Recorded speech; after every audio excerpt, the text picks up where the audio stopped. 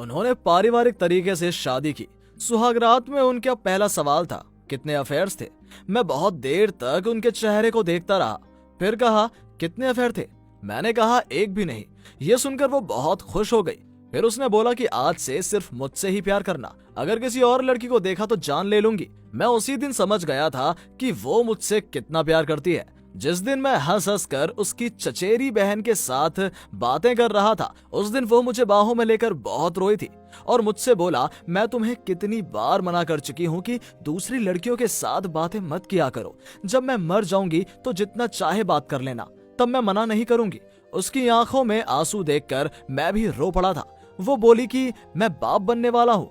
वो सुनकर मैं इतना खुश हुआ कि क्या बताऊं। उसे गोद में उठाकर पूरे घर में चक्कर लगाने लगा। वो मुझसे कहती थी कि अगर मैं खाना बनाते वक्त उसे पीछे से जाकर परेशान ना करूं तो खाना बनाने में उसका मन नहीं लगता। उसकी हर ख्वाहिश मैं खुशी से पूरी करता था। बहुत प्यार करता था उससे, अब भी करता हूँ। उसने एक बात और कही थी कि मुझे बाहों में लिए बिना उसे नींद नहीं आती थी। पूरी रात वो मुझे बाहों में भरकर सोया करती थी। चाहे कितनी रात क्यों ना हो जाए, मैं घर लौट आता था। जब वो 6 महीने की पेट से थी, मुझसे पूछा कि बिना मेरे तुम्हें कैसा लगता है। मैं चुप था, जवाब नहीं दे पाया। अक्सर वो मुझसे कहती थी, अगर मुझे कुछ हो जाए तो तुम दूसरी शादी मत करना। मैं मरकर भी तुम्हें किसी और की नहीं होने दूंगी। मुझे भूल मत जाना। उसकी ये बातें सुनकर मैं रोता था। सोने के वक्त वो कहती कि मेरे बिना सोने की कोशिश करो। क्या पता शायद मैं उसे और जोर से गले लगाता। एक दिन उसे दर्द शुरू हुआ। जल्द से जल्द मैं उसे हॉस्पिटल लेकर गया। उसने मुझसे कहा कि अगर मुझे कुछ हो जाए तो मुझे भूल मत जाना, बहुत प्यार करती हूँ तुमसे। ये सुनकर अपने आंसुओं को रोक नहीं पाई। मैंने कहा, कुछ नहीं होगा तुम्हें, मैं हूं ना, कुछ नहीं होने दूंगा। पलटकर बोली, आखिरी बार के लिए बस एक बार मुझे अपने सीने से लगा लो। यह कहकर अचानक रो पड़ी। मैं भी खुद को रोक नहीं सका। वो मुझे छोड़कर जाना ही नहीं चाहती थी। सीने से लगाए रो रही थी। मैं भी रो रहा था। देर तक उसने सीने से लगाकर रखा था, पर यह आखिरी बार था, ये मुझे पता नहीं था। अगर पता होता तो कभी नहीं छोड़ता। वो मुझसे बोली कि तुम मेरे साथ चलो, मुझे बहुत डर लग रहा है। मैंने डॉक्टर से कितनी बार कहा कि मुझे उसके साथ रहने दीजिए, पर मुझे रहने की अनुमति नहीं थी। ऑपरेशन थिएटर के अंदर एक बच्चे के रोने की आवाज सुनाई थी। बच्चा मुझे मिल गया, पर वो नहीं मिली। पागलों की तरह दौड़कर उसके पास गया। वो सफेद कपड़ों में लिपटी हुई थी। कपड़े हटाते ही मैं बेहोश हो गया।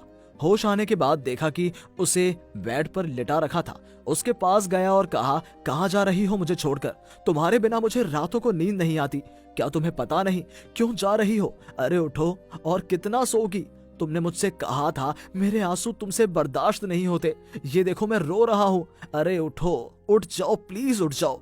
पर उसने मेरी एक भी नहीं सुनी। 10 साल से उसकी यादों को सीने से लगाकर जिंदा हूँ। बेटी अब समझने लगी है। वो कहती है, पापा ये माँ के लिए मत रोया करो, तुम्हें रोने नहीं दूंगी। आंखों से आंसू पोंछ देती है और मैं फिर रो पड़ता हूँ और वो फिर से पहुंचती है। किसी की पर्सनैलिटी से अगर आपको प्यार हो जाए तो आप उसे हजारों साल में भी भुला नहीं पाएंगे। जी हाँ, आपने सही सुना।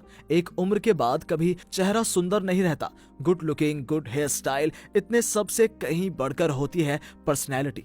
पर्सनैलिटी एक ऐसा जादू है जिससे किसी को भी घायल किया जा सकता है। किसी की पर्सनैलिटी से अगर आपको प्यार हो जाए तो दुनिया में और किसी को भी अच्छा नहीं लगेगा और उसकी बातें करने का अंदाज, उसके तौर तरीके आपको खींचते रहेंगे। इसी तरह का प्यार ज्यादा टिका रहता है। सुंदरता का मोह ज्यादा दिन तक नहीं टिकता, पर पर्सनैलिटी का मोह कभी खत्म नहीं होता।